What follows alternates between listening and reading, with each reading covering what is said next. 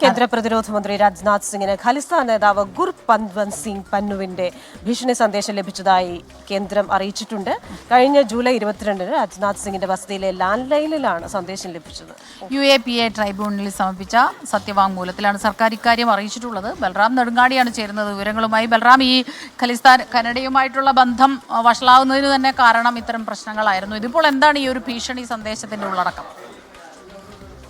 സ്മിത, ഈ ഖലിസ്ഥാൻ നേതാവ് ഗുർപത്വന്ത് സിംഗ് പന്നുവിന്റെ ഭാഗത്തു നിന്നും ഭീഷണി സന്ദേശം നിരവധി പാർലമെന്റ് അംഗങ്ങൾക്ക് ലഭിച്ചതായി നേരത്തെ തന്നെ പരാതികൾ ഉയർന്നിരുന്നു.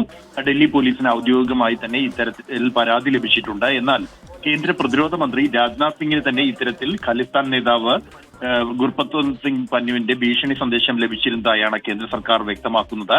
കഴിഞ്ഞ വർഷം ജൂലൈ 22-ന് പ്രതിരോധ മന്ത്രിയുടെ വസതിയിലെ ലാൻഡ് ലൈനിലാണ് ഈ സന്ദേശം ലഭിച്ചത്. റെക്കോർഡ് ചെയ്ത വോയിസ് നോട്ടായാണ് ഭീഷണി സന്ദേശം ലഭിച്ചത്. വീട്ടിൽ നിന്നും പുറത്തിറങ്ങരുത് എന്നായിരുന്നു ഈ സന്ദേശത്തിന്റെ ഉള്ളടക്കം എന്നുള്ളത്. അന്താരാഷ്ട്ര നമ്പറിൽ നിന്നാണ് ഈ സന്ദേശം ലഭിച്ചതെന്നും ഇന്റർപോളിന്റെ സഹായത്തോടെ ഉപഭോക്താവിനെ തിരിച്ചറിയാനുള്ള ശ്രമം നടന്നുവരുന്നതായും കേന്ദ്രം UAPA ട്രൈബ്യൂണൽ സമർപ്പിച്ച സത്യവാങ്മൂലത്തിൽ വ്യക്തമാക്കുന്നുണ്ട്. കൂടാതെ ഖലിസ്ഥാൻ അനുകൂല സംഘടനയായ പന്നുവിന്റെ നേതൃത്വത്തിലുള്ള സിഖ് ഫോർ ജസ്റ്റിസ് പ്രതിഷേധങ്ങൾ സംഘടിപ്പിക്കുക മാത്രമല്ല, യൂറോപ്യൻ രാജ്യങ്ങൾ, കാനഡ, USA എന്നിവിടങ്ങളിൽ സന്ദർശിക്കുന്ന ഇന്ത്യയിൽ നിന്നുള്ള പ്രമുഖർക്കെതിരെ അടിസ്ഥാനരഹിതമായ കേസുകൾ ഫയൽ ചെയ്യുകയും ചെയ്യുന്നുണ്ട് എന്നും ഈ സത്യവാങ്മൂലത്തിൽ വ്യക്തമാക്കുന്നുണ്ട്.